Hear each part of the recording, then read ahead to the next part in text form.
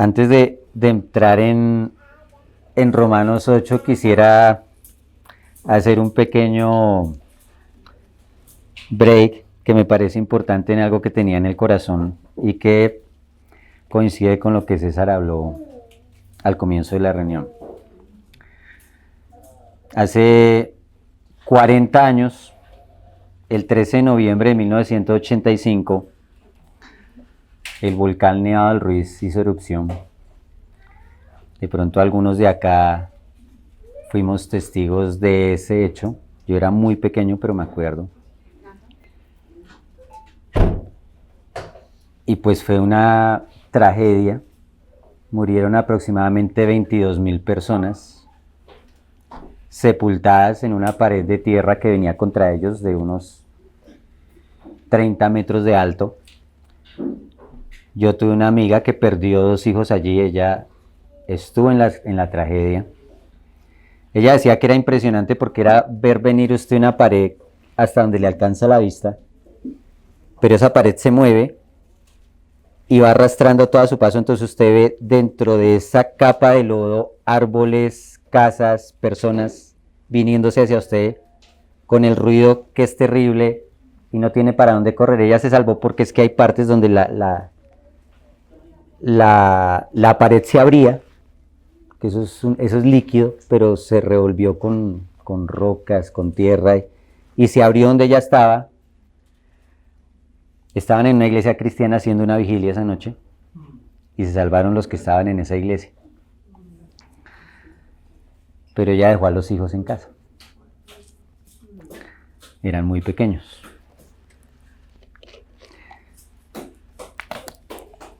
Unos meses atrás había un personaje que se llamó Fernando Gallego, un profesor, era un profesor de filosofía, pero era apasionado en muchos temas. Hay gente que es muy autodidacta. Y él empezó a sentir un interés especial por el Nevado, y él visitaba el Nevado regularmente. Duró 16 años estudiando el Nevado, estudiando geología por su cuenta, y él empezó a ver señales claras de que eso iba a ser erupción. Y no solo vio señales claras de que eso iba a ser erupción, sino que él empezó a estudiar qué pasaría si eso estallaba. Y él advirtió que el problema no iba a ser la erupción del volcán, sino el deshielo del Nevado, y que iba a arrastrar todo a su paso, y él preveyó con antelación que eso iba a arrasar completamente a Armero, que lo iba a dejar sepultado. Él incluso diseñó planes de contingencia, planes de emergencia, y empezó a advertir en las escuelas, y a él le prohibieron hablar. El alcalde de la época incluso sacó una circular para prohibirle la entrada a todo lugar porque era una persona alarmista, que generaba pánico. Y casi con exactitud, las premoniciones científicas de este hombre se cumplieron. Y si hubieran alguien de autoridad, tenido un oído sensible para entender y para al menos haber analizado lo que él decía, se hubieran salvado muchas vidas. Nosotros tenemos 2000 años de la historia de la iglesia, donde hay un pocotón de gente que en muchos lugares consideran locos y que están advirtiendo que el fin viene. El fin viene. Y si se pone a escudriñar la escritura, a escudriñar los hechos científicos y los hechos históricos, usted empieza a ver que hay señales y cosas que advierten cuando hay una temporada cerca. Y es inminente que el fin viene. Pero así como en Armero, pues ellos están en su vida y no quiere alguien que venga y les diga que va a haber una tragedia y que tienen que prepararse porque va a haber una tragedia, es inminente.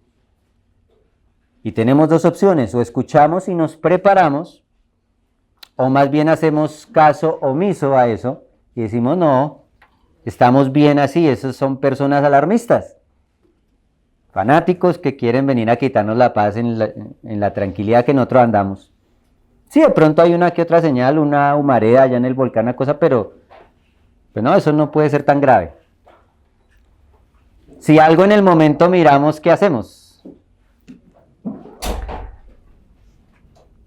Es tiempo de prepararse. El fin viene en muchos contextos. Usted no sabe cuándo le venga su fin.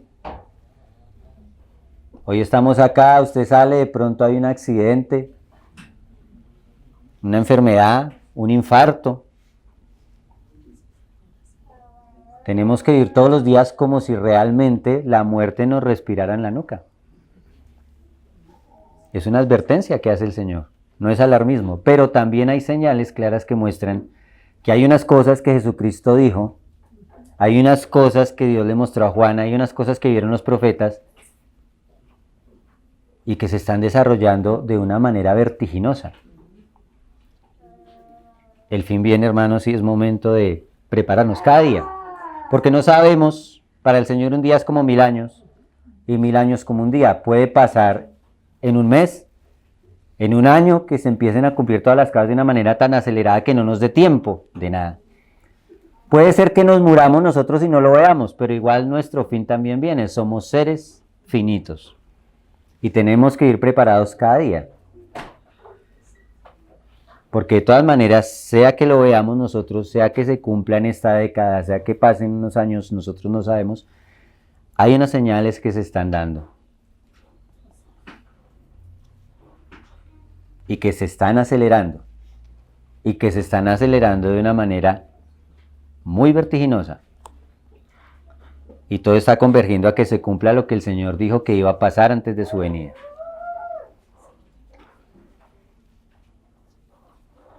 El problema es en qué posición estamos nosotros delante de Dios. Porque el día del Señor es de oscuridad para el hombre natural, pero es de luz para el hombre espiritual. En Apocalipsis dice que el espíritu y la esposa digan ven. Hay un anhelo en nuestro corazón que el Señor venga a reinar, sabiendo todo lo que eso conlleva, porque va a revolcar todas las cosas y el orden del hombre. O hay un temor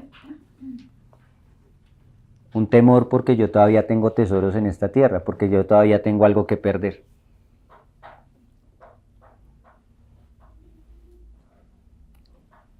Tenemos un llamado a entrar en Cristo, para andar sin temor, por lo que se venga, sea en las señales de los tiempos, sea en nuestra vida, debemos andar sin temor.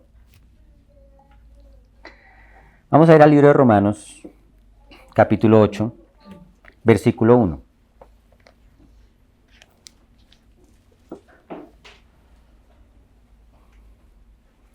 Dice el texto en la Reina Valera 60, lo aclaro, ya digo porque es la versión.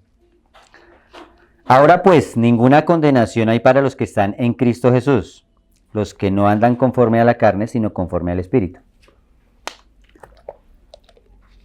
Hay esos momentos en que a mí me inquieta mirar varias versiones y tal vez por la experiencia que uno va adquiriendo al escudriñar la Escritura encuentra que hay unas versiones que tratan de ser un poco más responsables en pegarse al texto original. He visto que generalmente las nuevas versiones que tratan como de modernizar el lenguaje le quitan cosas a la Escritura. A veces en una intención lingüística seria, pero a veces para tratar de sostener doctrinas. Eso Dios lo sabe. Pero acá me encontré algo diferente. Las versiones más antiguas no tienen esta parte que dice los que no andan conforme a la carne, sino conforme al Espíritu. En todas las versiones que yo encontré, que las cuales confío, solamente dice, incluso busqué en el griego dice, Auden ara nun katakrine lois in Cristo lieusu. Ese es el original que se encontró en la versión más antigua, que dice, ahora pues ninguna condenación hay para los que están en Cristo. Eso dice solo ese versículo. Los manuscritos posteriores son los que añaden los que no andan conforme a la carne, sino conforme al Espíritu, pero parece que en los primeros manuscritos esa parte no existía.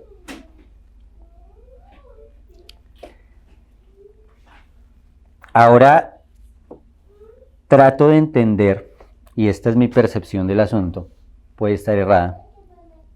Sin embargo, consulté varias personas serias que también han estudiado la Escritura. Parece ser que los primeros cristianos entendían que si usted estaba en Cristo andaba en el Espíritu. No había necesidad de decir que usted es un cristiano que debe andar en el Espíritu y no en la carne. Era algo implícito en el hecho de decir que si usted está en Cristo, usted vive en el Espíritu.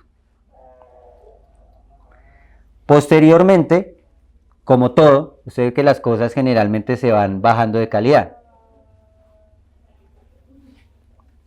Empieza un movimiento del Señor, empieza un despertar del Señor y la gente empieza con el fuego del Señor a moverse, pero eso se va perdiendo con el tiempo. Eso ha sido como un patrón en nuestra historia de iglesia, un patrón en el pueblo de Israel.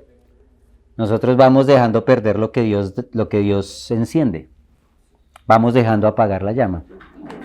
Las primeras generaciones de cristianos fueron cristianos que mantuvieron en el primer siglo, ni siquiera en el primer siglo, en los primeros años, un fuego del Señor que Él encendió allá en Pentecostés.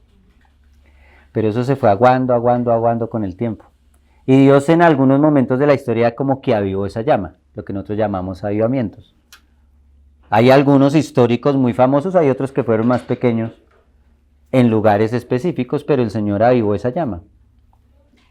Pero eso se va perdiendo y usted ve que en la segunda generación eso a veces ya se ha perdido completamente. Posiblemente en la segunda generación ya habían muchos cristianos que pertenecían a la iglesia, pero no andaban en el Espíritu. Entonces alguien vio necesario incluir esta parte. Es mi percepción del asunto.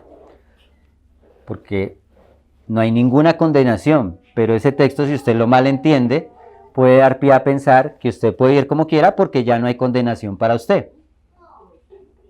Entonces el texto es pertinente y va con todo el sentido de que da el texto. No lo veo mal. Si lo tiene en su Biblia está bien. Lo que pasa es que quería aclarar que realmente no aparece en los primeros textos, en los más antiguos. En las versiones en español no aparece en la Biblia textual y curiosamente en la Nueva Versión Internacional.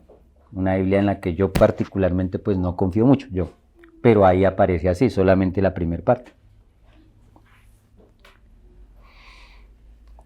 Entonces, esta condenación, nosotros tenemos una costumbre que es como un término legal, que yo estoy condenado, pero esta condenación no se refiere tanto a una posición legal, sino a una posición relacional. El término que utiliza es el catacrima en griego y es un término que en hebreo es mishpat, que quiere decir que no es tanto una condición legal, es decir, usted tiene una vida de pecado antes de Cristo, unos más que otros, y cuando llega a Cristo, su posición cambia en relación con Dios porque usted está reconciliado con Dios por medio de Jesucristo. Ya no hay condenación para usted. Pero, de todas maneras, el pecado tiene consecuencias. Entonces, si usted lleva una vida de pecado y usted sembró y usted no hizo bien las cosas con su esposa, con sus hijos, tuvo una vida de delincuencia, mucha cantidad de cosas, de todas maneras, esas consecuencias quedan. Tiene que asumirlas y afrontarlas y Dios le puede ayudar a sobrellevar eso para que vaya dejando las cosas en paz. Viene una restauración. Por eso es importante incluso enseñar a los hijos en la escritura de que ellos tengan una ética cristiana, aun cuando la vida del Señor solo la pone Él. Usted puede ser un buen padre y un padre creyente, pero usted no hace creyentes a sus hijos. Pero si ellos logran tomar los valores que enseña la Escritura, van a tener una vida con menos consecuencias porque no van a cometer tantos errores por causa del pecado. De todas maneras, el pecado deja consecuencias. Entonces eso se refiere a una posición relacional. Estamos en paz con el Señor. Y ya no hay condenación. Estando en Cristo, ya no hay condenación. Eso es una certeza. Es algo que no podemos poner en duda. Sin embargo, algunos hombres consideraron que era necesario aclarar, y yo también considero que es necesario aclarar, los que no andan conforme a la carne, sino conforme al Espíritu. Porque hay mucha persona que se llama cristiana y entiende en su mente el plan de Dios, pero no lo vive, no lo aplica en su vida.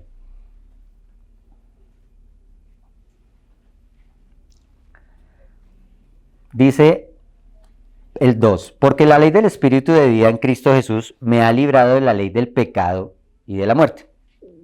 Entonces habla de una ley. Hay varias leyes que menciona desde el 7 al 8. Vamos a hablar de 4 leyes que menciona ahí el apóstol. Una ley es como, tenemos la ley de la gravedad. Yo cojo esta botella y si la suelto, se cae. No importa cuántas veces la coja y la suelte, siempre se va a caer. Eso es una ley, eso es inmutable. Hay leyes físicas, leyes termodinámicas, son leyes, son cosas que están establecidas y se cumplen. No importa si usted lo cree o no, se cumple porque es una ley. En el capítulo 7, versículo 7 de Romanos, dice, ¿qué pues diremos? ¿La ley es pecado? En ninguna manera, pero yo no conocí el pecado sino por la ley. Entonces habla de una ley ahí. ¿Cuál ley está hablando ahí? Si usted lee todo el contexto, está hablando de la ley de Dios. Esa es la ley que nos revela a nosotros el pecado, que nos muestra el pecado, que nos muestra primero el pecado y segundo, la naturaleza de Dios, lo que Dios exige del hombre y lo que el hombre no puede cumplir. La naturaleza de Dios y la condición de nosotros es la ley de Dios. Es inmutable, no cambia. Es así. Hay otra ley, el versículo 7:23 dice, pero veo otra ley en mis miembros. Cuando Adán peca, cuando Adán se rebela, cuando Adán entrega la potestad que Dios le dio sobre la creación, sobre esta tierra, a Satanás por su pecado, porque la Escritura dice que Satanás es el príncipe de este mundo. Él queda en sujeción del pecado y todos los que nacen de Adán y para adelante quedan sujetos al pecado.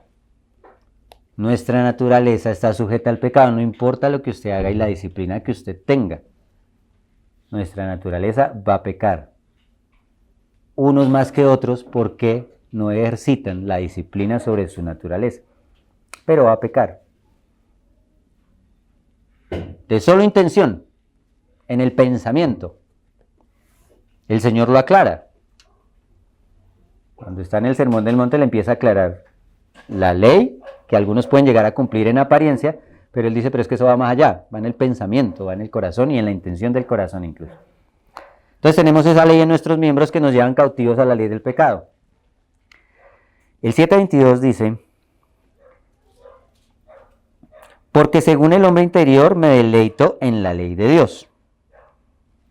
Y el 23, pero veo otra ley en mis miembros que se rebela contra la ley de mi mente. Entonces hay una ley en la mente de él. Una ley que Dios puso que nosotros podemos llamar la conciencia. El hombre natural, aunque no tenga la palabra de Dios en su corazón, tiene algo que le dice que está haciendo bien o mal. Nosotros vimos más atrás en el libro de Romanos que él habla de eso que el Señor coloca en la naturaleza del hombre, que le dice que está haciendo bien o mal y que por eso el hombre sin ley va a ser juzgado por la voz de su conciencia. Tenemos una conciencia y usted ve que casi en todas las culturas esas leyes o lo que Dios dijo que era malo, es malo, porque es malo. Es malo matar, robar, desear lo del otro. Eso es malo, es algo que instintivamente sabemos aunque no tengamos la ley de Dios. Tenemos una ley escrita cada uno de nosotros, no sé en qué lugar de nuestra naturaleza, pero hay una ley escrita que nosotros por el pecado vamos apagando. Estas 3 leyes, la ley de Dios es confiable, porque es veraz, pero no produce vida, porque es una ley escrita que va a la mente. Entonces el problema es que la ley del pecado supera en nuestra naturaleza a la ley de Dios. Porque nuestro ser está vendido al pecado. Él va a hacer el pecado, aunque nosotros conozcamos que no debemos hacerlo, vamos a terminar haciéndolo.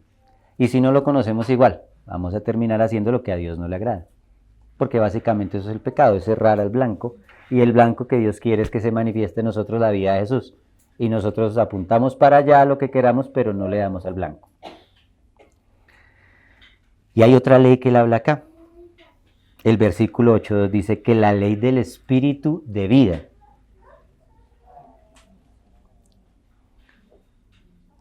Hay una ley superior. Cuando viene el Espíritu del Señor a nosotros, a nuestro corazón, y por fe aceptamos el diseño de Dios y tenemos un genuino arrepentimiento y le mostramos a Dios que realmente queremos obedecerle, el Señor nos da de su Espíritu.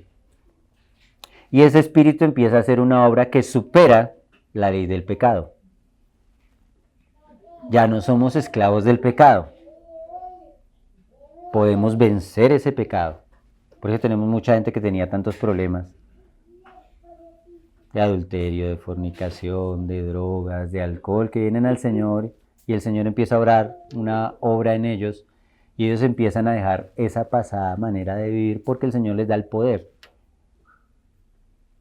Yo he tenido amigos que ni siquiera con terapia, yo tenía un amigo que tenía muchos problemas con adicciones y el Señor lo liberó de adicciones fuertes en 8 días. Sin tratamiento médico, sin tratamiento psiquiátrico. Eso es una historia muy especial. A veces no funciona así, hay veces que gente lucha años. Va en la medida tal vez de la disposición del corazón, o va en la medida de lo que el pecado se ha arraigado en su corazón, o va en la medida de la obra de Dios. Pero esa ley supera a la ley del pecado, como cuando un cohete le echan combustible y tiene que arrancar. Para dejar la ley de la gravedad tiene que tener una fuerza superior, tiene que tener algo que sea más grande, más fuerte. Y acá dice que la ley del Espíritu de vida en Cristo Jesús me ha librado de la ley del pecado y de la muerte. Entonces nos libra, ya nos hace libres, ya no obedecemos al pecado en sus concupiscencias, aunque pecamos porque es la naturaleza de nosotros y vamos a batallar contra eso hasta el último día de nuestra vida. Pero ya no somos esclavos. Tenemos la posibilidad de cambiar eso. El 3 dice, porque lo que era imposible para la ley, por cuanto era débil, si lo dejamos hasta ahí decimos que la ley es débil. Pero leamos todo el texto. Por cuanto era débil por la carne. El problema no era la ley, eso lo vimos en el capítulo 7, el problema no era la ley es buena, es perfecta. Lo que la ley nos dice que debemos hacer es lo que nosotros debemos hacer, el problema es que nosotros no podemos.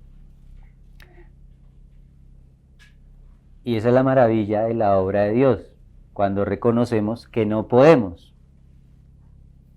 Dios no tiene problema con las personas malas, así sean malas, porque ninguna maldad y ningún pecado supera la misericordia de Dios. Pero muchas veces vemos que Dios tiene problemas es con el que se cree bueno. Por eso los maestros, los que se suponía que enseñaban la ley al pueblo, fueron los que fueron primero excluidos de la obra redentora de Jesús. Y muchos pecadores, y pecadores no, somos todos, muchos que vivían una vida de pecado, las prostitutas, los ladrones, dice que fueron primeros. Muchos postreros serán primeros y muchos primeros serán postreros.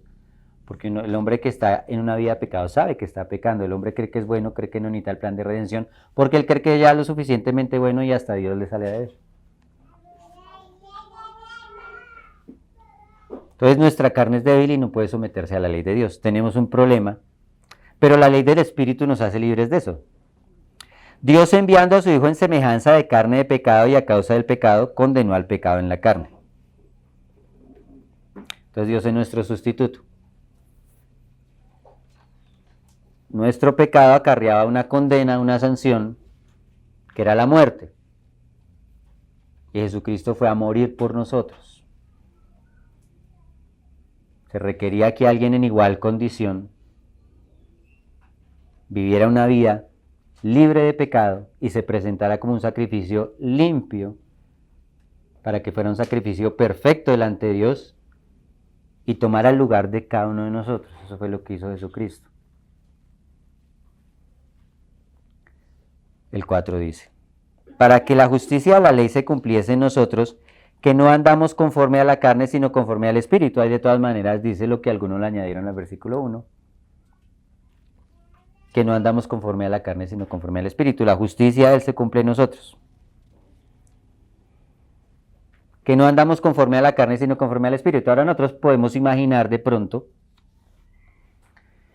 que estar en la carne es estar metido por allá en pecados, en disoluciones, borracheras, orgías, cosas así. Y sí, claro, es andar en la carne. Pero hay personas que tienen una vida aparentemente piadosa y están viviendo en la carne. Y nosotros podemos entrar a veces bajo el control de la carne. Le pasó a Pedro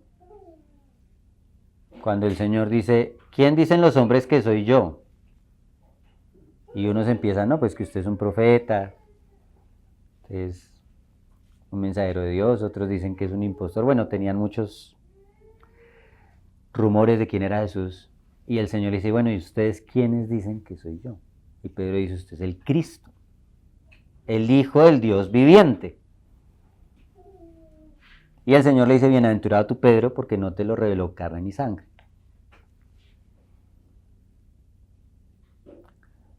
Y Pedro, que no había recibido el Espíritu, pues yo me imagino que se inflamó, que tenía revelación.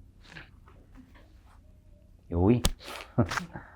Y luego el Señor le dice, por eso ya te digo que tú eres Pedro y sobre esta piedra edificaré mi iglesia. No era sobre Pedro. Todo el contexto habla de que era sobre la revelación de quién era Cristo. Pero de pronto Pedro entra la soberbia, porque es el ungido, al que le revela y le habla al Espíritu. Entonces un capítulo después, el Señor está hablando de todo lo que él necesita padecer. Y Pedro lo llama aparte y le dice, Señor, venga, no, ¿cómo le ocurre? No, que no le pase eso. No diga esas palabras de maldición. Hoy en día hay muchos así, que tienen ese misticismo, no. Se está estornudando y ¿qué tiene? Tengo gripa. No diga que tiene gripa porque eso lo amarra y un misticismo ahí con las palabras. Es cierto que las palabras tienen poder, pero la palabra que tiene verdadero poder es la palabra del Señor, no la de nosotros. Se puede proclamar todas las bendiciones que quiera, pero si no es el Señor en su vida, eso no tiene ningún poder. Y es cierto que también tenemos que no maldecir, aprender a bendecir, porque el Señor nos enseña en la Escritura que no pueden fluir de una misma fuente dos tipos de agua. Usted no puede andar diciendo maldiciones. Tiene que tener un lenguaje agradecido y de bendición. Pero eso no es un misticismo, realmente es que el Señor cambia el corazón y de la abundancia del corazón pues habla la boca. Uno conoce qué hay en el corazón de una persona por la manera en que habla y por lo que dice. Entonces, el Señor reconoce que no es Pedro el que está hablando, le está hablando Satanás.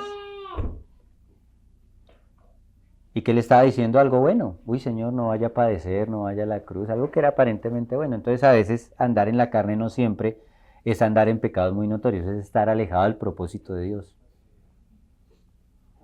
A veces muy religiosamente. Yo conozco una cantidad de gente que hace muchas obras religiosas, pero lejos del corazón de Dios. Y viven metidos en unos problemas y en unas cargas, haciendo cosas que Dios no lo mandó a hacer porque cree que debe hacer cosas. Entonces, andar en el Espíritu es estar siendo guiado por el Espíritu Santo, y eso es una realidad. El Espíritu inclina el corazón a lo que usted tiene que hacer. Andar en el Espíritu no necesariamente es andar orando 8 horas al día y andar todo el día leyendo la Escritura, ir a todas las reuniones que pueda, no. Y yo no estoy en contra de eso. Pero andar en el Espíritu es ser guiado por el Espíritu y hacer lo que usted tiene que hacer hoy y que el Espíritu le demanda hacer hoy. Eso es estar guiado por el Espíritu Santo. Y para cada uno es diferente.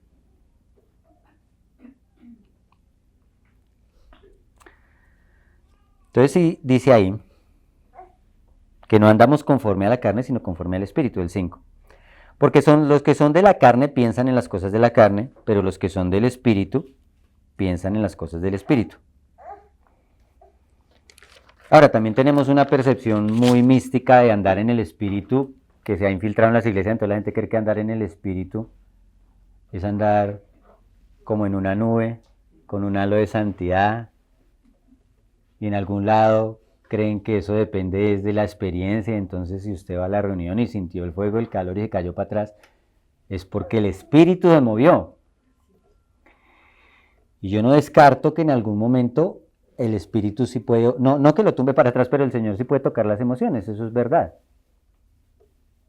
Las emociones no son malas, tienen que estar controladas por el espíritu, pero no son un parámetro para decirme si el espíritu se movió. Lo que verdaderamente me muestra a mí que el espíritu se está moviendo en una vida es que hay un cambio hacia la palabra y hacia Cristo. Esa es la obra del espíritu, porque el espíritu no busca lo suyo, busca glorificar a Jesús. Entonces es andar en el espíritu. Y eso es pensar en las cosas del espíritu. Y el Señor va haciendo una obra por dentro, eso es orgánico. Si usted nació del espíritu, empieza a pensar diferente, ya empieza a anhelar otras cosas. Su meta está en otro lugar. Aunque en comienzo hasta la condición puede ser la misma. Pero ya usted está pensando en otras cosas. Piensa en lo del Señor. Y en el propósito de Dios. Y en el plan de Dios. Y en pensar y desear que Él haga en su vida lo que Él quiere hacer. Y eso es pensar en el espíritu. Y eso es notorio. Hay personas que a veces se aparentan muy, muy espirituales, pero usted los ve en su vida diaria. En la vida diaria es que se ve que una persona es espiritual. Las decisiones que toma, la manera en que trata los asuntos, los problemas. Eso es lo que marca si somos espirituales o no somos espirituales, no una sensación, no una emoción. Ni siquiera los milagros. El Señor dice claramente que muchos vendrán en aquel día y dirán, Señor, en tu nombre hicimos muchos milagros y echamos fuera demonios, hicimos mucha cosa. Y el Señor no les niega, no dice, no, eso no fue en mi nombre. El nombre de Él tiene poder. Y hay gente que ha usado el nombre de Él para cosas que no son. Y obra porque la palabra de Dios respalda. A veces son las emociones, a veces obra un don de Dios. Por eso nosotros tenemos que tener mucho cuidado en juzgar cosas que nosotros no entendemos. Pero el hecho del paso del Espíritu Santo en una vida es que esa vida cambió. Esa vida vive para Dios, con errores, con equivocaciones, con pecados, pero esa vida tiene la intención de agradar a Dios en todos los ámbitos de su vida. Y esa es la obra del Espíritu, no es más. Por eso el Señor dijo, por sus frutos los conoceréis, no por sus palabras, por sus hechos poderosos y portentosos, sino por sus frutos. Entonces andar en el Espíritu. Dice el 6, porque el ocuparse de la carne es muerte, pero el ocuparse del Espíritu es vida y paz. Por cuanto los designios de la carne son enemistad contra Dios, porque no se sujetan a la ley de Dios, ni tampoco pueden. Nuestra carne no se va a sujetar a la ley de Dios.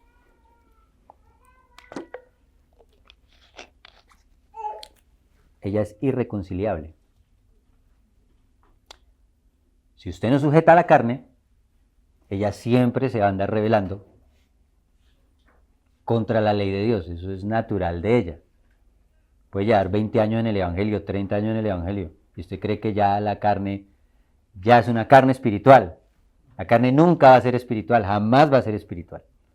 Nosotros tenemos que estar sujetando a la carne cada día. El Señor dijo, cada día tome su cruz. Y en la cruz tiene que subirse allá usted y colgarse junto con el Señor. Porque con Cristo estoy juntamente crucificado y ya no vivo yo, Cristo vive en mí. Eso es cada día. Ella nunca va a ser espiritual, no es espiritual. La carne es carne y lo que es de la carne es carne. La carne no es el cuerpo. La carne es una naturaleza que está en el cuerpo y está en la mente. Y que incluso hasta contamina al espíritu. Al espíritu de nosotros, no al espíritu del Señor.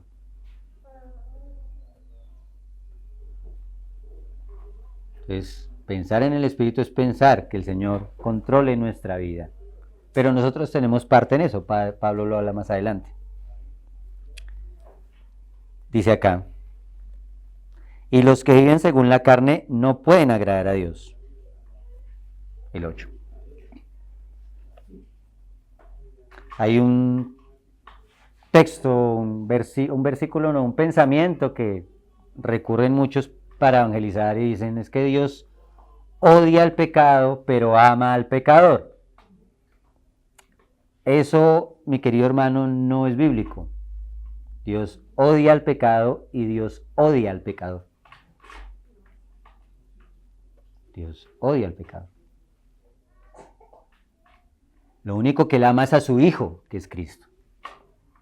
Y la única forma es que nosotros estemos en Cristo, porque nosotros no nos reconciliamos, estamos en Cristo, y por causa de que Él pagó el precio y fue completa su obra, Él nos ve perfectos en Cristo, no a nosotros, a Cristo, y a nosotros en Cristo. Pero Él aborrece la naturaleza de nosotros porque va contraria a Él. Y si usted empieza a andar suficientemente con Él, tiene que empezar a aborrecer también esa naturaleza. Y hay un problema de mucha gente que lleva mucho tiempo conociendo la Escritura, pero no aborrece su naturaleza pecadora, y consciente, y la consiente, y la acaricia, y le da sus gusticos a veces pequeñitos. No es algo natural del espíritu, él aborrece esa naturaleza, sabe que esa naturaleza es una interferencia entre él y Dios, y la empieza a aborrecer, porque Dios la aborrece, y es la naturaleza de él. Los que viven según la carne no pueden agradar a Dios. Sea creyente, que diga que es creyente o no. Si no vive según el Espíritu, no agrada a Dios, punto. Pablo es claro, la Escritura es clara. Claro que de tal manera Dios amó al mundo. Dios tiene un amor al hombre que quiere redimirlo, para que venga su naturaleza. Pero si Él no hace eso, esa naturaleza es irreconciliable y no se va a sujetar a la ley de Dios. No puede.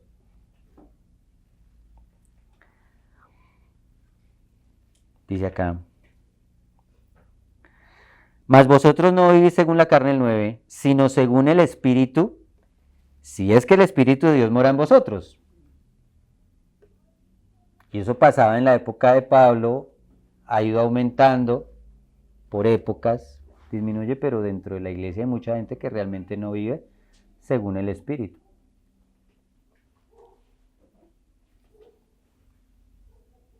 Hay incluso congregaciones donde es muy poca la gente que vive según el Espíritu, tristemente.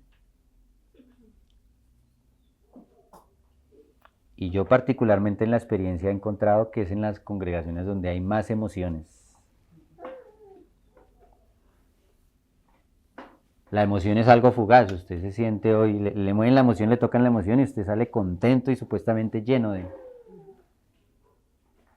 Espíritu, y a las 10 cuadras ya se apagó, porque la emoción es así. Tenemos que ir desde convicciones, y eso aplica para todo. Tenemos una generación que se mueve por emociones, no, es que yo no siento hacer tal cosa, es que no, eso no me da tranquilidad.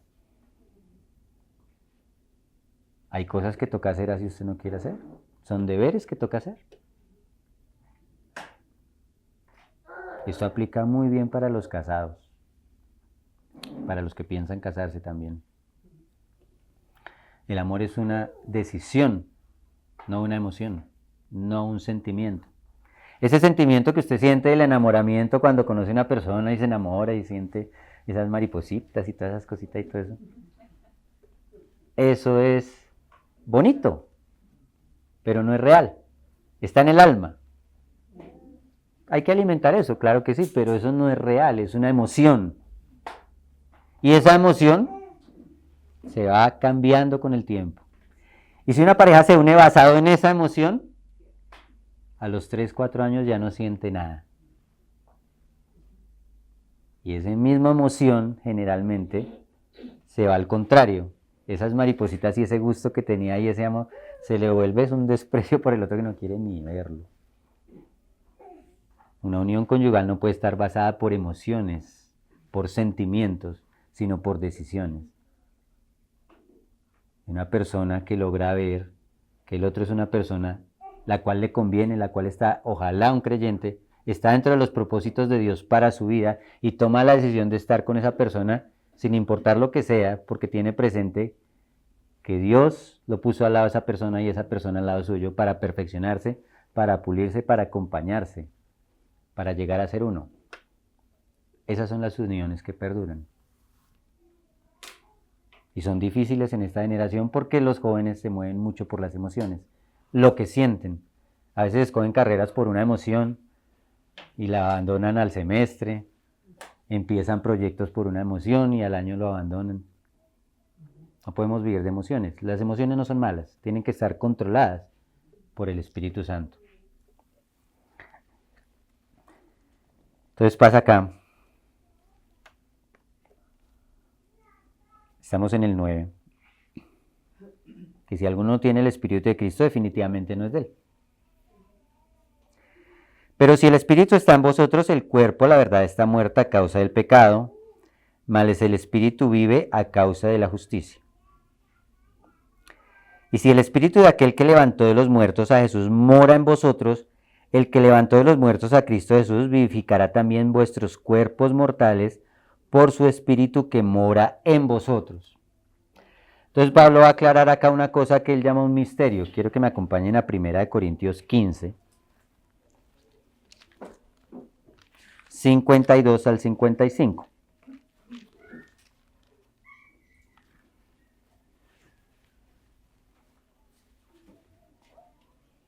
Del 51. He aquí os digo un misterio.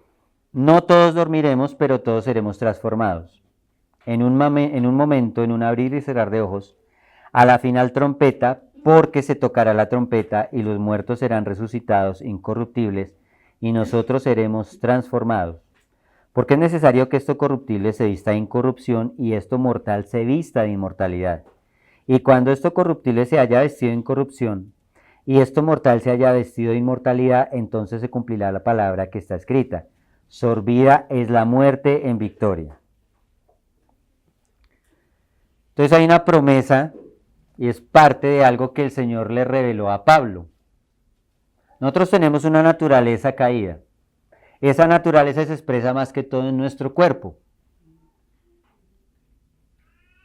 Por eso es importante tener disciplinas en el cuerpo. Tanto en la vida práctica como en la vida espiritual, tener disciplinas. Porque esta naturaleza que se expresa en el cuerpo nos lleva cautivos a la ley del pecado. Pero hay una promesa sobre los creyentes, que algún día este cuerpo va a ser transformado. Que esta naturaleza que nos lleva al pecado va a ser absorbida por la vida y que se nos va a dar unos nuevos cuerpos. Ese cuerpo que nosotros tenemos, ese cuerpo se va a morir, se lo van a comer los gusanos y el Señor no viene antes. Pero hay un nuevo cuerpo reservado para usted, hermano, y para mí, una nueva naturaleza. Y aún ese cuerpo tiene una expresión física, no es algo espiritual. Realmente va a haber un cuerpo natural, pero glorificado, como Dios creó a Adán al principio, que él no conocía muerte. Entró la muerte por el pecado y su genética cambió, y las partes orgánicas de su composición química cambiaron y ya ese cuerpo moría. Eso el Señor lo va a restaurar.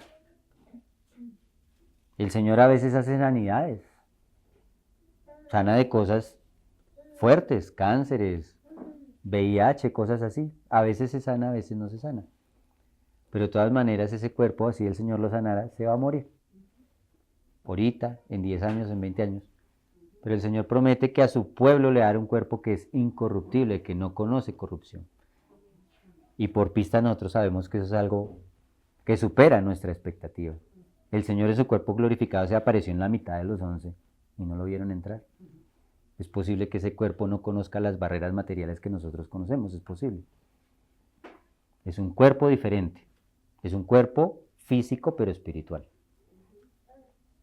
Y así como el pecado que está dominando el cuerpo, que domina el alma y a veces contamina el espíritu, así será la naturaleza de Dios, que entra por el espíritu, va cambiando el alma y aún el cuerpo tendrá esa naturaleza espiritual de Cristo. Es lo que habla acá en Romanos 8. Dice ahí. El 11. Y si el espíritu de aquel que levantó de los muertos a Jesús mora en vosotros, el que levantó de los muertos a Jesús vivificará también vuestros cuerpos mortales por su espíritu que mora en vosotros. Esto es un tema escatológico, pero solamente para decir esto.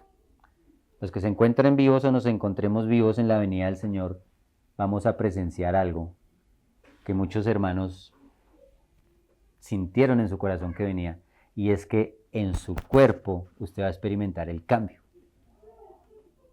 Este cuerpo va a ser transformado, los que estén vivos van a experimentar eso. El cuerpo natural va a ser transformado, los que están muertos van a tener otro cuerpo, pero los que están vivos van a ser transformados y su cuerpo, eso es lo que se traduce como el harpazo. Y el término era como cuando un ladrón venía sobre un pedazo de carne y lo arrebataba, arrancaba eso. Entonces, esa es una promesa que se mantiene incumplida.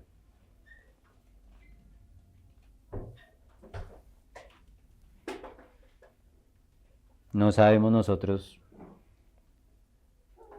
David por lo menos fue un hombre que percibió cosas del Espíritu que no fueron para su época. David entendió el plan de redención, usted lo lee en lo que escribe y se da cuenta que él logra entender cosas que en su línea temporal no habían venido, pero como está en Cristo, él vive en la eternidad. Y no sabemos si posiblemente Elías y Moisés vivieron eso, yo no lo sé. Esa transformación física. Porque Elías fue llevado en su cuerpo al reino de los cielos y Moisés dice que subió y murió y no se encontró su cuerpo. Y ellos dos aparecen en la transfiguración. Hay otro personaje que es séptimo desde Adán que se llama Enoc, dice que él fue traspuesto y no se vio más. Son misterios que están en la Escritura. Pero sí es una experiencia que se va a cumplir en algún momento de nuestra línea temporal a todos los creyentes que se encuentren en ese momento. Esa misma experiencia que vieron ellos de una nueva vida en el cuerpo. Así que, hermanos, el 12, deudores somos no a la carne, para que vivamos conforme a la carne. Entonces tenemos una deuda, la deuda del precio que Cristo pagó. Y como tenemos esa deuda, pues tenemos que vivir según el Espíritu. Porque si vivís conforme a la carne, moriréis. Mas si por el Espíritu hacéis morir las obras de la carne, viviréis. Otras versiones dice que si mortificáis las obras de la carne. Quiero que vayamos al libro de Gálatas.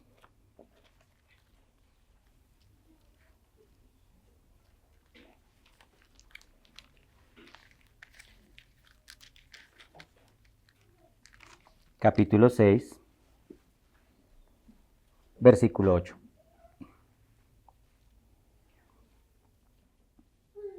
Esto es una seria advertencia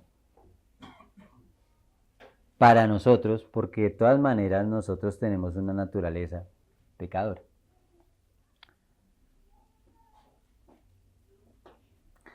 Porque el que siembra para su carne, de la carne segará corrupción. Entonces hay naturaleza de nosotros, y nosotros sabemos por el Espíritu, el Señor nos empieza a avisar. Si usted realmente tiene el Espíritu Santo, usted empieza a hacer algo que empieza a alimentar esa naturaleza carnal, y el Espíritu le empieza a avisar. Empieza a quitarle la paz que él da. Hay un semáforo amarillo ahí. Pilas. Deje de hacer esto. Deje de ir a tal lugar. Deje de mirar tal cosa. Deje de ocupar su tiempo en tal cosa. Deje de juntarse con tal persona. Usted siente en su corazón, si realmente usted tiene el Espíritu Santo que lo dirige, usted siente que algo le quita esa paz, la presencia del Señor.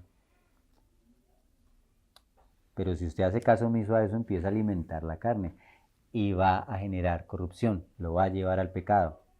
Eso es una ley. Usted no puede alimentar la carne y esperar ser espiritual y actuar en el Espíritu, eso no pasa.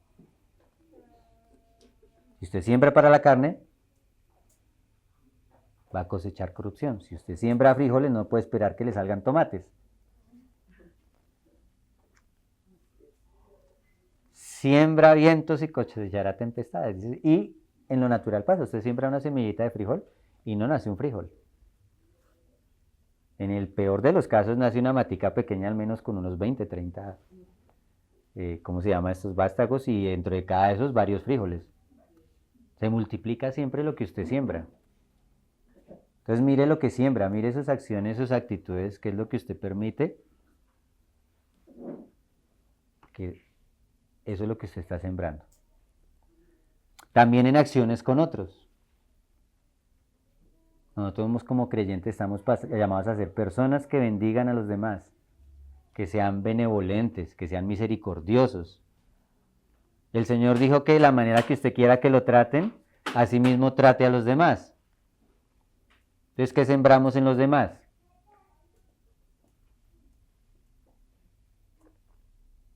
Esperemos que nos traten como nosotros tratamos a los demás.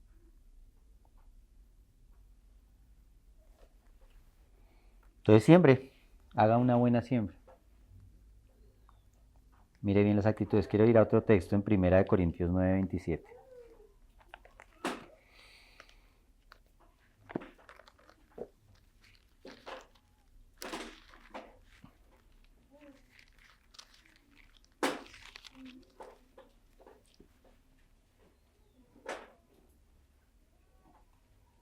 Pablo habla en una figura como si él estuviera en una carrera, en este capítulo de Corintios. Él habla de que él pone la vida espiritual como una carrera, y aquellos que alguna vez han entrado en algún tipo de competencia deportiva saben que si usted quiere ganar, usted tiene que hacer sacrificios. Usted quiere ganar una carrera de atletismo, usted tiene que madrugar, cosa que a veces cuesta madrugar, y ponerse unos zapatos y irse a correr y a trotar y entrenar. Y eso es difícil para uno. En cualquier cosa, en cualquier disciplina, incluso en las cosas intelectuales. Una persona que quiere ser ingeniero pues tiene que ponerse a estudiar, a aprobar las materias realmente, a dedicarle tiempo a lo que quiere hacer, aunque hoy en día nuestra sociedad pues es más facilista. Yo tengo un amigo que es profesor de universidad, él me dice que es complicado hoy en día porque pues daba clases en una universidad de gente de dinero y decía que pues hay gente que es muy mediocre, pero él no los puede hacer perder porque son hijos de no sé quién. Ellos están esperando el título porque ya tienen el cargo y tienen que estudiar para cumplir el requisito, pero ellos no necesitan, no les interesa aprender. Y si ahora las mujeres bonitas también quieren pasar las materias seduciendo al profesor. Y es muy difícil ser educado hoy en día. Pero si nosotros tenemos una ética, sabemos que si realmente queremos ser profesionales, tenemos que dedicarle a estudiar, porque debemos ser unos profesionales íntegros. El que quiere meterse a hacer algo tiene que entrenar. Y Pablo habla acá de ese tipo de competencia y él dice, pues es que yo estoy caminando hacia el Señor, tengo que hacer unos sacrificios. Dice ahí, el 26 y el 27 de 1 Corintios 9. Así que yo de esta manera corro, no como a la aventura. O sea, él no corrió allá y se mandó a correr y a ver qué pasa. No, él tenía una meta. Tenía los ojos puestos en Cristo y tenía una meta. Era como una amiga que yo la molesto porque cuando ella, la primera vez que vino a la iglesia, los presentaban y ella dice, yo vengo a ver cómo me da con esta religión. Ella se encontró con el Señor y realmente Dios cambió su vida, tiene una vida en el Señor, pero cada vez que yo me la encuentro le digo, bueno, ¿cómo le ha ido con esa religión? Le ha ido bien, gracias a Dios, pero esto no es así, a ver cómo me va. Hay una meta que el Señor quiere que se tenga clara. Pablo no corría ahí a ver cómo le iba y a ver a dónde iba a llegar.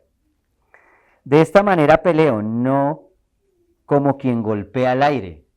Él no estaba ya lanzando golpes a lo loco a ver si le doy algo. Él apuntaba a dónde era. Sino que golpeo mi cuerpo y lo pongo en servidumbre, no sea que habiendo sido heraldo para otros, yo mismo venga a ser eliminado. Pablo entendía que él mismo, siendo el apóstol, Y habiendo ido al tercer cielo, tenía una naturaleza en su corazón que si él se descuidaba y no golpeaba su cuerpo y no ponía en servidumbre su naturaleza, lo iba a llevar cautivo. Y él mismo, que había sido heraldo para otros, que lo habían puesto como un estandarte de ejemplo, él mismo podía ser descalificado. Y tristemente los que llevamos bastante tiempo en la vida del Señor conocemos que hay gente que fue así, que en algún momento fueron de ejemplo y que descuidaron y terminaron en la carne, descalificados. Y nos puede pasar, es una advertencia que está haciendo. Entonces debemos ser guiados por el Espíritu Santo y debemos vivir en el Espíritu.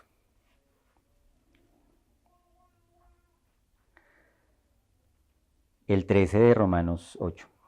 Porque si vivís conforme a la carne moriréis, mas si por el Espíritu hacéis morir las obras de la carne viviréis. Entonces tenemos que mortificar y hacer morir las obras de la carne. Usted está viendo algo que sabe que el Señor no le agrada, pues deje de verlo. Está yendo a algún lugar que al Señor no le agrada, pues deje de ir. Mortifique su carne, hermano. Usted no quiere hacer algo que el Señor quiere que haga, esfuércese en hacerlo. Eso es mortificar la carne.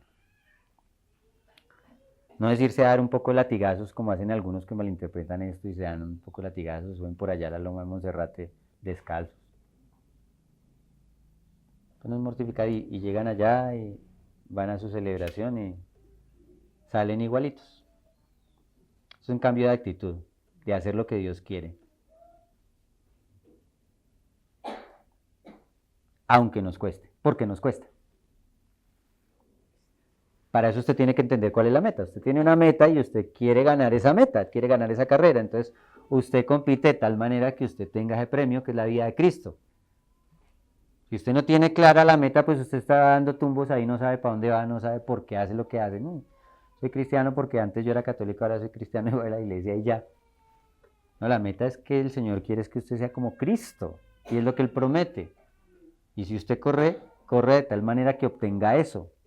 Y tenemos que negarnos a cosas y tenemos que hacer cosas que no nos agrada hacer, pero tenemos que hacerlas. Y a veces ir a pedir perdón, humillarse delante de una situación que usted no quiere pasar y no puede huir, y afrontarlo de la manera que Dios quiere que lo afronte.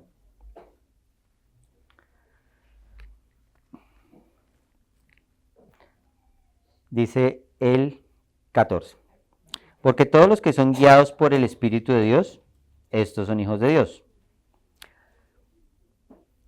La doctrina católica dice que todos somos hijos de Dios.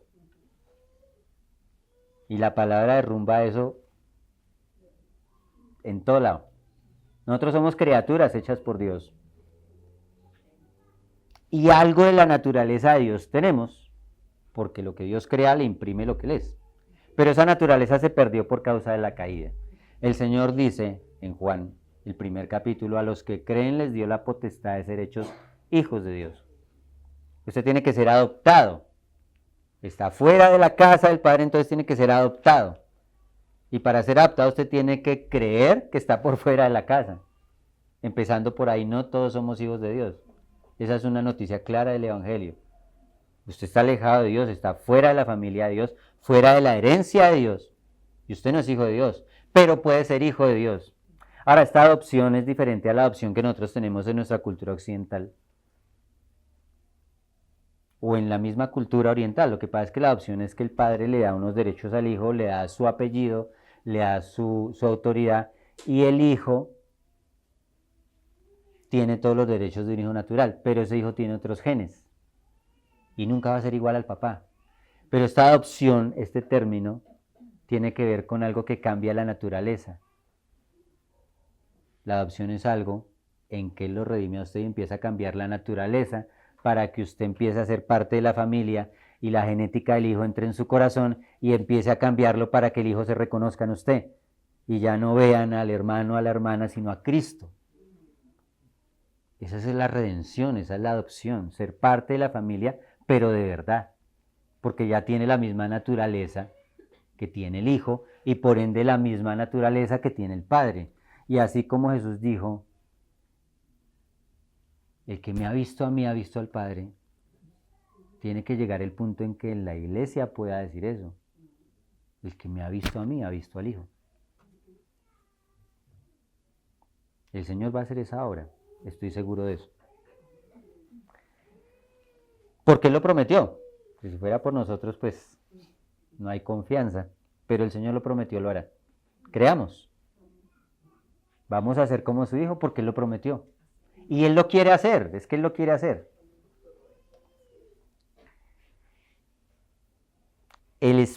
Pues no habéis recibido el espíritu del 15, el espíritu de esclavitud para estar otra vez en temor, sino que habéis recibido el espíritu de adopción, por el cual clamamos, Abba Padre. Quiero que me acompañen a la primera carta de Juan.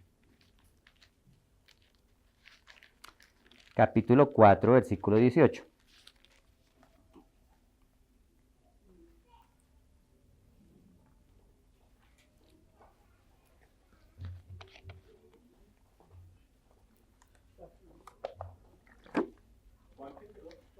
Cuatro 18.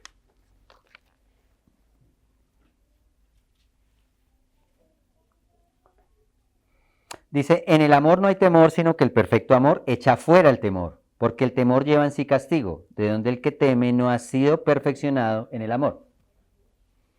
Y Pablo está hablando acá de que nosotros no hemos recibido el espíritu de temor. Nosotros fuimos adoptados en una familia por la obra de Cristo y somos parte de la familia de Dios. Y somos parte de la familia de Dios como hijos.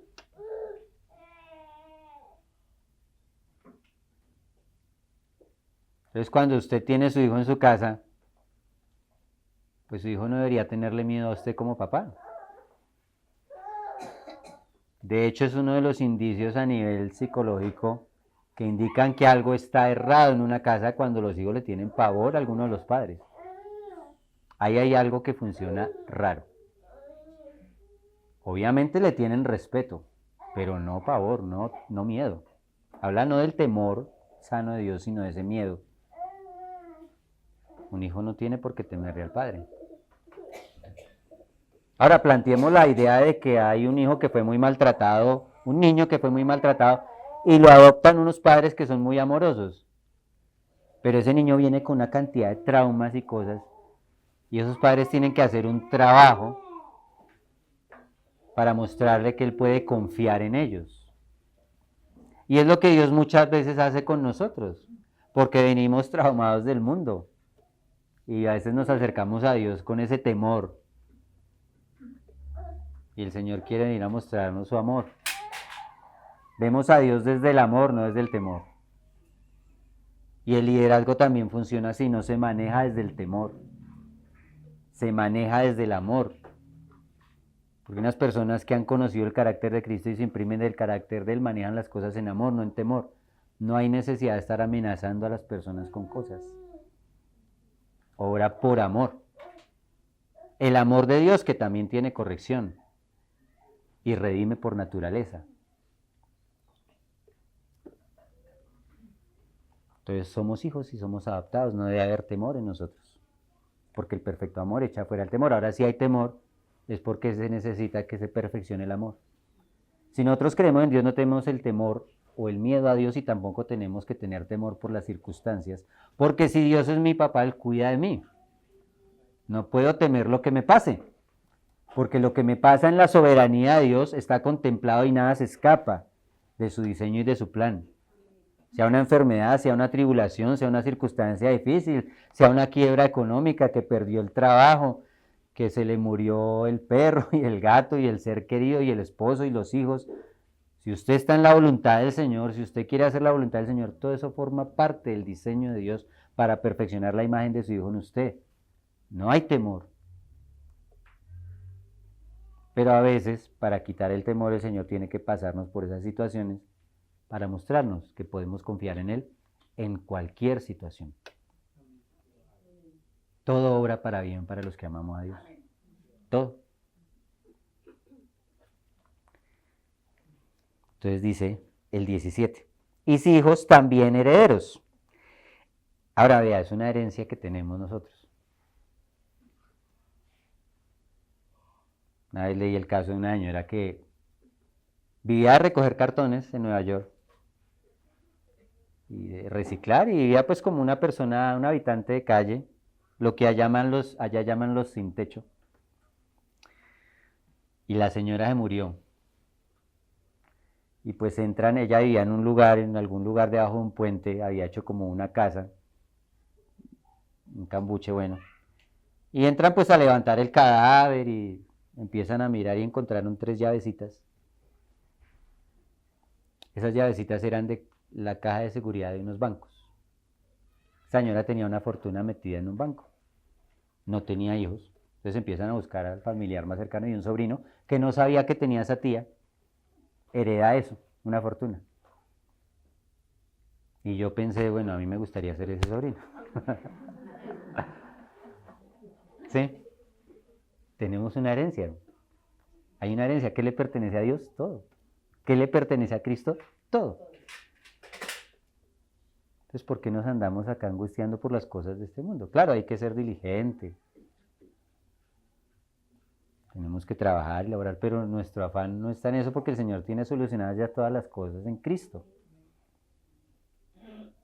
Incluso nos promete que si usted anda conforme a lo que Él quiere y si usted busca primero su reino, no tiene que afanarse de nada más. Y eso es un camino difícil para usted llegar a ese nivel de confianza, pero usted puede descansar en eso. Busca primero el reino de Dios, su justicia, y todas las demás cosas serán añadidas. No sea como los gentiles que están buscando esas cosas y andan afligidos y andan amargados y andan cargados. Obviamente tenemos momentos de estrés porque andamos en esta carne, pero usted no puede vivir en ese estado. Eso muestra claramente que no está confiando en lo que Dios dijo.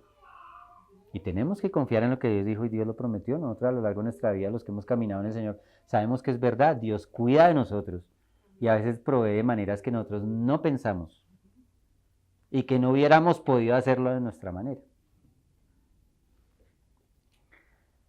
Entonces tenemos una herencia. ¿Y esa herencia cuál es? Dice ahí. Herederos de Dios. Lo que Dios le quiere dar al Hijo no lo quiere dar a nosotros porque dice que somos ahí coherederos con Cristo. Lo que le pertenece a Cristo. Ahora, ¿qué le pertenece a Cristo? Si es que padecemos juntamente con Él, vea que hay una condición para esta promesa, para que juntamente con Él seamos glorificados. ¿Y por qué? Porque esta naturaleza de nosotros nuevamente no le agrada a Dios. Entonces, si yo quiero recibir la herencia de Él, tengo que ser transformado en su imagen. Y eso causa sufrimiento y tenemos que sufrir juntamente con Él. Ir a la cruz con Él y crucificar nuestro viejo hombre. Tenemos que tener la meta clara. La herencia es la vida de Dios y todas las cosas en Él. Y para eso es necesario renunciar a nuestra vida, a lo que nosotros deseamos y queremos, para que sea lo que Él quiera y desee para nosotros. Pues tengo por cierto que las aflicciones del tiempo presente no son comparables con la gloria venida que nosotros ha de manifestarse. Entonces es muy claro tener la meta. Esto no es un sacrificio porque sí. Sufrimos aflicciones pero no se comparan en nada, como la mujer que siente los dolores de parto y son terribles. Las mujeres que han tenido esa experiencia saben que son terribles, pero cuando tienen al niño dicen es que valió la pena. Es que vale la pena, o sea, eso es poquito. Este milagro de la vida vale la pena. O como el atleta que hace el sacrificio y se madruga y va a trotar y hace todo ese sacrificio, la alimentación, y cuando gana la carrera dice es que vale la pena. La sensación de hacer algo así es bonita, vale la pena. Ahora imagínense que dice Pablo que si los atletas de este mundo compiten por una corona, por una medalla que es corruptible, pues cuánto más nosotros. Entonces son pocas las cosas, las aflicciones de este tiempo no son nada comparado con la gloria que Dios tiene y que prometió para nosotros. Porque el anhelo ardiente de la creación es el aguardar la manifestación de los hijos de Dios. Ahora mire que está metiendo ahí algo muy profundo. Nosotros imaginamos que solamente el plan de redención es que nosotros estamos alejados de Dios. Y como estamos alejados de Dios, Dios quiere redimirnos en Él, traernos a la vida de su Hijo y ya. Pero resulta que como a Adán se le dio el señorío de la creación, cuando Adán peca, también la creación entra en maldición. Y toda la creación, dice la Escritura, que está sujeta a vanidad por causa de aquel que la sujetó. La creación que nosotros conocemos con lo hermosa que es, está sujeta a vanidad. No fue así como Dios la diseñó. En el principio no había los problemas que hay en la creación natural. La enfermedad, la muerte, la carnicería, nada de eso había en el comienzo. Era una creación de la naturaleza de Dios y Dios dijo que cuando hizo eso, vio que era bueno, en gran manera bueno. Y esa creación fue sujeta. Y por eso hay tantos problemas en la misma creación, y las tormentas y los desastres naturales y las enfermedades. Toda esa creación está clamando. Y como los dolores en parto, cuando la mujer sabe que las contracciones duran de cierto tiempo a cierto tiempo y entre más corta es, más rápido viene el niño. Eso va a ir aumentando en la creación. Toda esa cantidad de desastres y cosas van a ir aumentando porque son las contracciones que van a dar a luz. Y la creación entiende que la manifestación de los hijos de Dios va a liberar a esa creación. El propósito no es solamente redimirnos, es redimir todas las cosas en Cristo. Todas las cosas.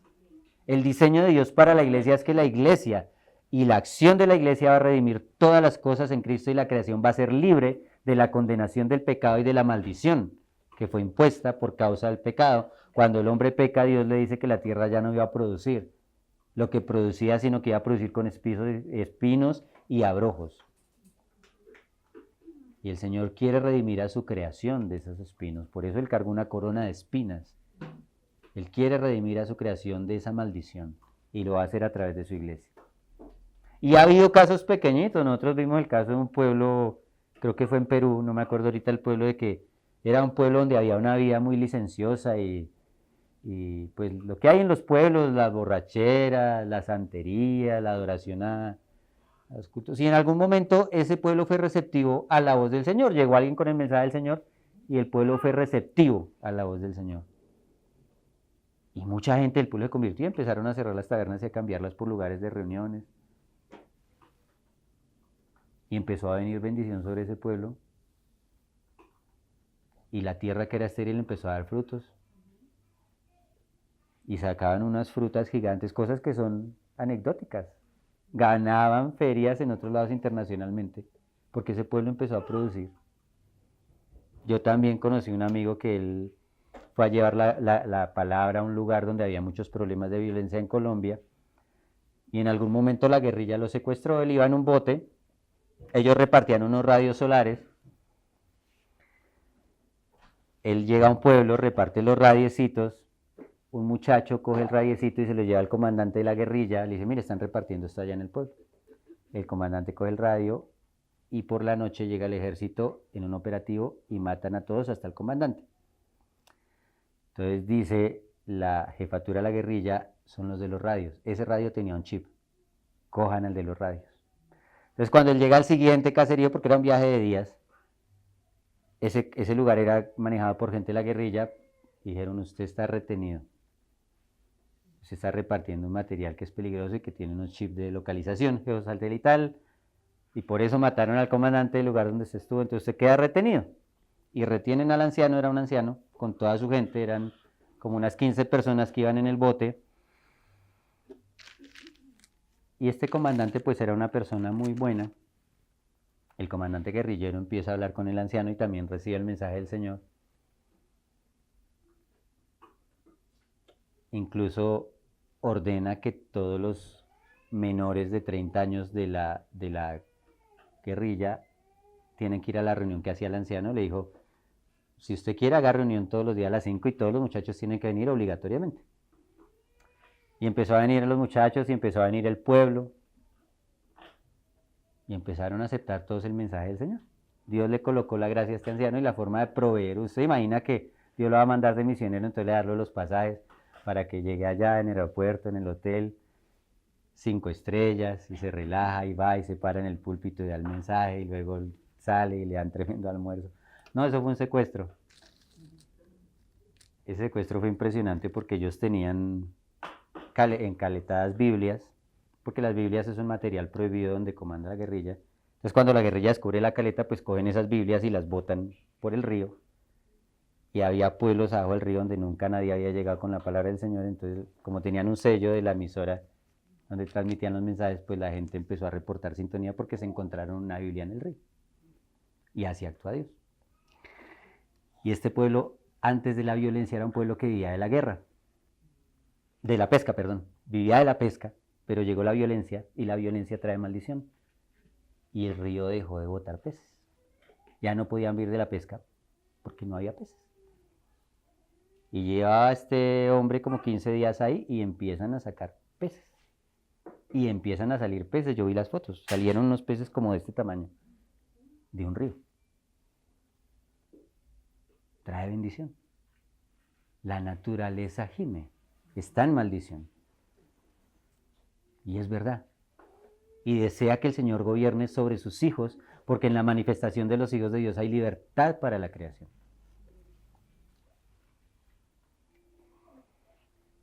Dice el 20, porque la creación fue sujeta a vanidad no por propia voluntad, sino por causa del que la sujetó en esperanza.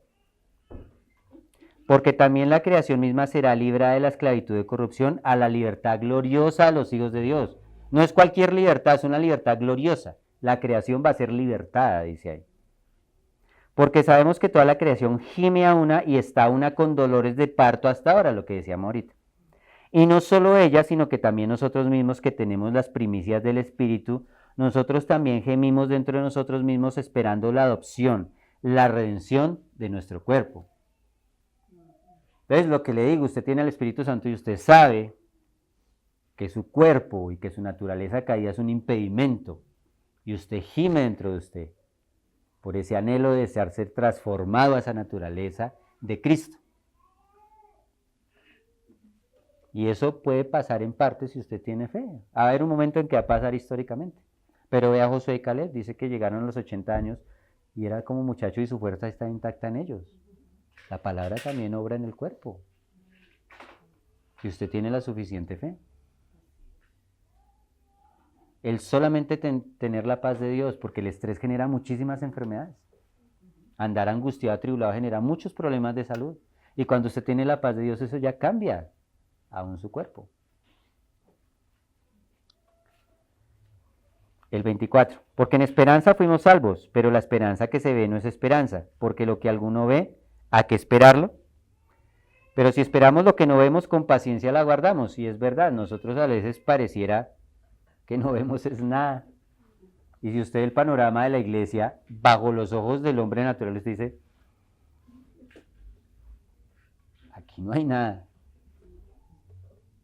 Pero como tiene que empezar a verlo como Cristo lo ve, y Cristo lo ve perfecto, porque Él lo va a hacer, Él lo va a hacer. En virtud de que lo dijo, lo vemos perfecto. Eso cambia toda la panorámica de nuestras vidas y cambia la panorámica incluso del liderazgo, porque el liderazgo ya no se aborda con una sensación de culpar al otro por lo que no hace, sino con un ánimo de animarlo a que Dios, lo Cristo quiere hacer. Y es diferente. Cristo quiere hacer una obra en nosotros. Y Él planeó hacerla. Creamos. Y Él nos promete que nos ayuda, dice ahí. Y de igual manera el Espíritu nos ayuda en nuestra debilidad. Tenemos cosas débiles, pero el Espíritu nos ayuda en esa debilidad. Si tiene mucha angustia, mucho problema, pues ponga esas cargas en el Señor. El Espíritu lo ayuda en su debilidad, en su angustia, en su tribulación, en su enfermedad, en su necesidad. Pues ¿qué hemos de pedir como conviene? No lo sabemos, pero el Espíritu intercede por nosotros con gemidos indecibles. Mas el que escudriña los corazones sabe cuál es la intención del Espíritu, porque conforme a la voluntad de Dios intercede por los santos. Y es cierto, nosotros no sabemos muchas veces cómo orar, pero el Señor sí sabe. Y a veces hay anhelos del corazón que Él pone, y nos pone en nuestro anhelo una angustia y un anhelo por algo, un deseo conforme a su voluntad. Incluso a veces hasta cosas materiales.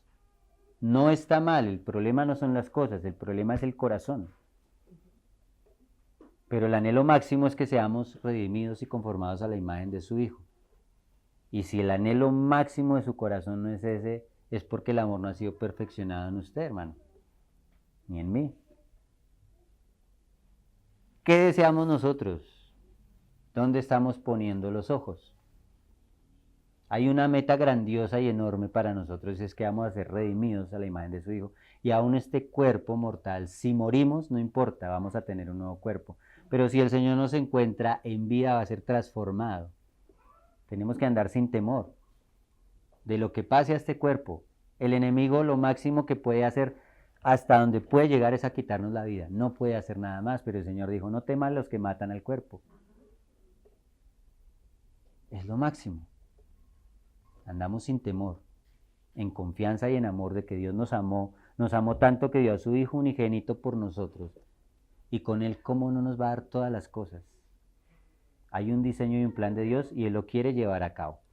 Y Él quiere que creamos en eso y pongamos la esperanza en eso. Y esa meta, y como tenemos esa meta, corremos, ya no como a la aventura, ya no hay porque sí, sino que tenemos esa meta y por eso son los sacrificios, las cosas que nos abstenemos y las cosas que hacemos. No es porque sí, no es porque si yo no hago eso Dios me va a castigar. No, es porque hay una meta gloriosa, hermosa, sublime. Cosas que ojo no vio ni oído yo, dijo Pablo. Y aún si tenemos la suficiente fe, podemos tener visos de esas cosas, aún en nuestro cuerpo natural. Pablo fue llevado al tercer cielo. Dice que cuando Esteban le predicó al eunuco, desapareció y no se vio. Y es posible que haya sido traspuesto. Yo escuché que en el avivamiento del 48 en Estados Unidos hubo gente que fue traspuesta en Estados Unidos. Estaba en un estado y resultó en otro. Porque es el mismo Dios y sigue obrando igual. Amén, hermanos.